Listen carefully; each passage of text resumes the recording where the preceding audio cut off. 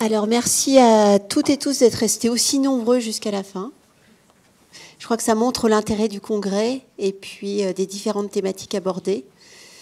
Alors, j'ai vraiment été ravie de ce qui s'est dit tout au long de la journée et je me suis souvenue d'une des premières phrases que m'avait dit un vieux professeur de psychiatrie quand j'ai commencé mon internat, c'était il y a longtemps. Bon, je vous donne la date, en 2002. 22 ans. Donc, il y a 22 ans, j'étais en premier semestre de psychiatrie et le vieux professeur m'a dit « Tu dois retenir une chose, c'est que pour soigner la schizophrénie, il faut faire une parentectomie. C'est la première chose à faire, une parentectomie. » Et je suis contente d'avoir vécu ça aujourd'hui, 22 ans plus tard. Je trouve ça super chouette.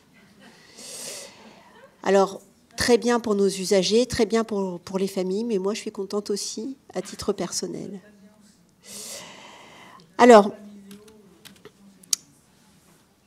et je suis, au-delà de cette constatation, on l'a un petit peu dit en filigrane tout au long de la journée, c'est vrai que notre spécialité, la psychiatrie, elle affronte une crise sans précédent, parce qu'on a d'un côté une demande vis-à-vis des soins psychiques qui est exponentielle. Alors, il y a plein de raisons à ça, hein, mais il y a une demande exponentielle adressée à la psychiatrie, et réciproquement, il y a une désaffection des professionnels pour notre spécialité, des professionnels médecins, paramédicaux, psychologues, et on a de plus en plus de mal à recruter dans les territoires un peu plus éloignés, mais aussi dans les grandes villes.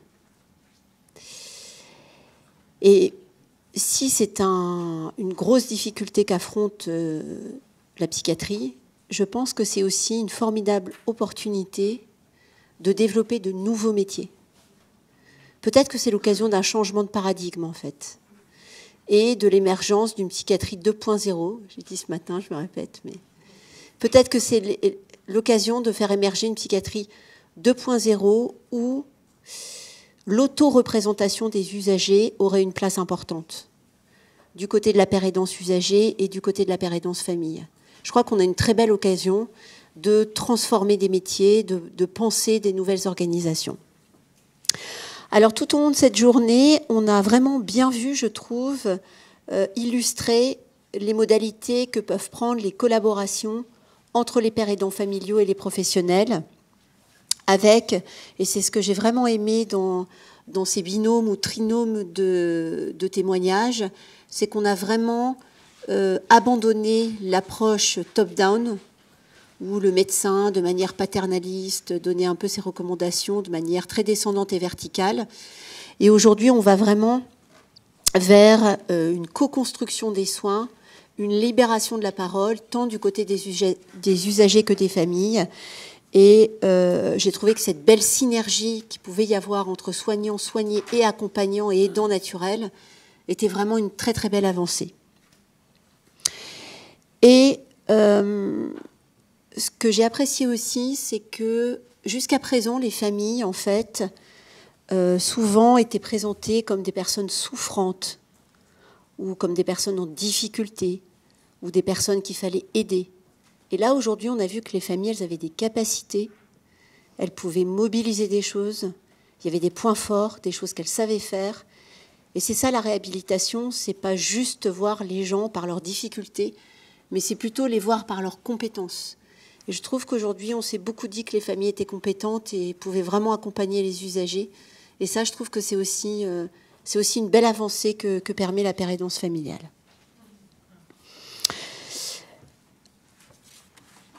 Alors, peut-être qu'on peut identifier à ce stade un certain nombre de leviers sur lesquels on peut s'appuyer pour généraliser la pérédance familiale, parce que moi, je trouve que ça prend quand même assez vite, parce que c'est la 2e année du DU, et on voit qu'il y a déjà un certain nombre de professionnels formés sur tout le territoire français. Il y a des postes qui se développent, il y a un vrai besoin de ce côté-là. Je trouve que ça va quand même assez vite. Alors peut-être que quand on est famille, on se dit que c'est très lent, mais quand on est professionnel et qu'on connaît la vitesse d'escargot de notre spécialité, on se dit que ça va quand même super vite. Alors, des leviers qui sont à la fois des forces et des faiblesses. Des leviers du côté de la volonté de certaines personnes, de certains soignants, de développer la pérédance. Mais c'est à la fois une fragilité parce qu'on est encore un petit peu dans le au cas par cas. Dans ce service, dans cet hôpital, on progresse, mais peut-être qu'on va gagner dans les mois et les années à venir avec un vent de généralisation de cet élan-là. L'importance de la formation, parce que pour que la pérédance familiale se développe, il faut que les personnes soient formées. Donc, on vous incite vraiment, pour ceux d'entre vous qui n'ont pas passé le DU, à vous inscrire au DU, à diffuser l'information de ce DU, parce qu'il me semble que le fait de pouvoir avoir une reconnaissance universitaire de ses habiletés en tant que père aidant familial, c'est quelque chose d'extrêmement important.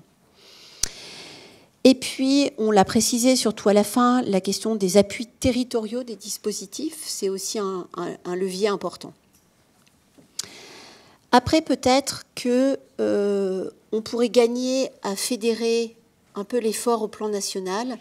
Et je me disais qu'il y aurait peut-être la place, alors je ne sais pas si ça pourrait intéresser Mélanie ou d'autres pères aidants familiaux, mais je trouve qu'il y aurait peut-être la place pour un site internet national qui soit dédié à la pérédance familiale, où on pourrait mettre un certain nombre d'interventions, on pourrait mettre des interviews, on pourrait relayer l'information concernant la pérédance familiale, on pourrait aussi donner des informations sur des pères aidants qui sont à la recherche d'un emploi ou au contraire des structures qui sont à la recherche d'un père aidant familial.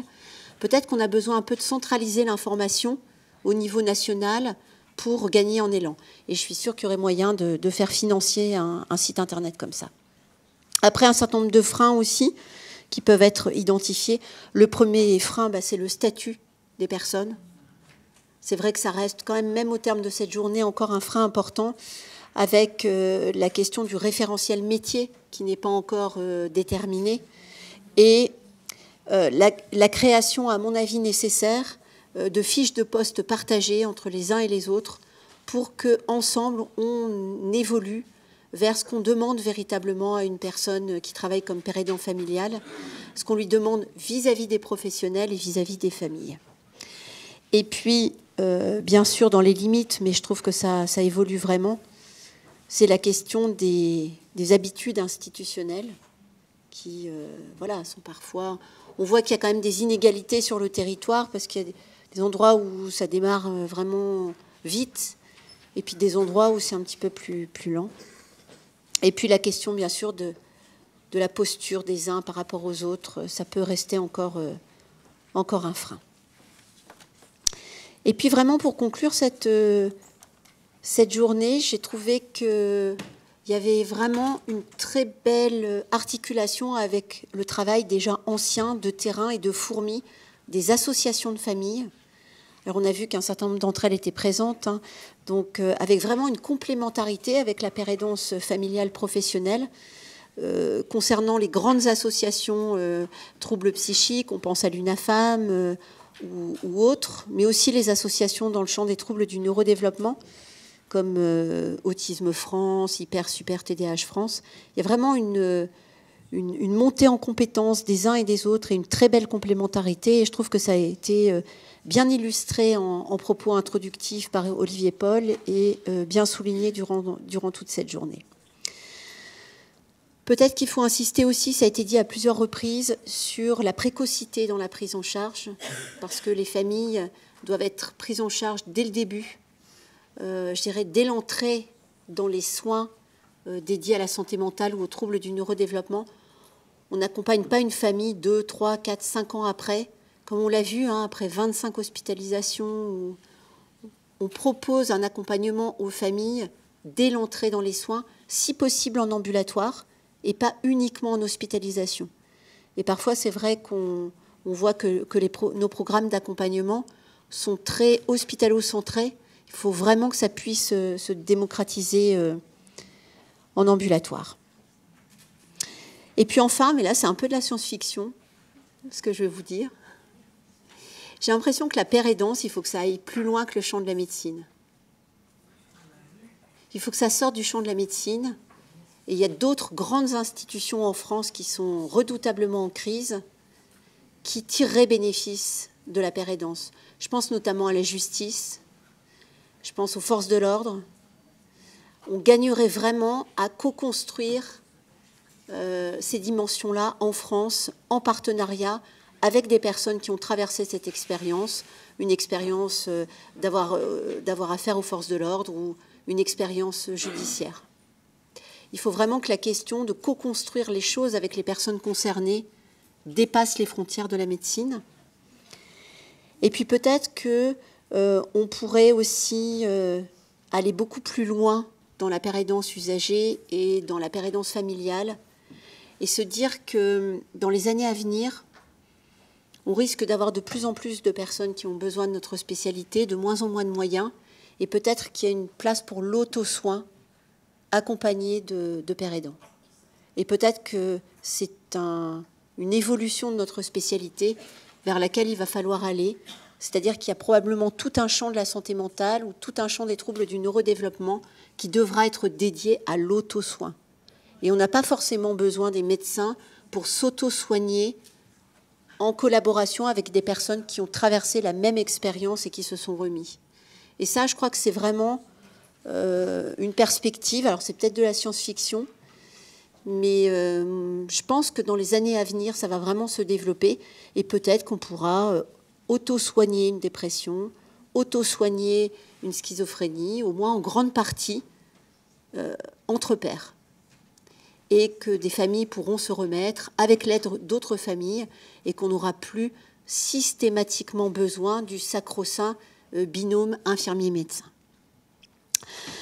Enfin, peut-être, mais ça sera l'objet d'une prochaine journée, on pourrait parler de recherche participative, parce que c'est vrai qu'on a un petit peu parlé de recherche en préambule avec les données collectées par Mélanie Dautré sur les revues de littérature et méta-analyse qui montrent qu'il y a une efficacité de la pérédance familiale, qui le montrent avec des chiffres, mais on a aussi besoin peut-être d'étendre nos données qualitatives sur le sujet et pour ça faire vraiment participer des familles à l'élaboration de protocoles de recherche de manière participative. Et puis, en conclusion, j'ai beaucoup aimé la phrase de Béatrice Chenu, je sais pas si, ouais, qui a mis « Je n'ai pas choisi d'être la maman d'un enfant avec schizophrénie, mais j'ai choisi ce métier ». Et c'est vraiment sur cette très jolie phrase que je vais terminer cette conclusion en remerciant beaucoup une nouvelle fois Mélanie Dautré et le staff qui nous a permis d'avoir un congrès si réussi avec Laura Testoni, avec Jennifer Benetton, avec Marine Defay et avec Lucille Herzog et Yamina Laga, ma secrétaire, qui ont vraiment travaillé de nombreuses heures, il faut le savoir, pour que vous soyez aussi bien reçus aujourd'hui. Merci de votre attention.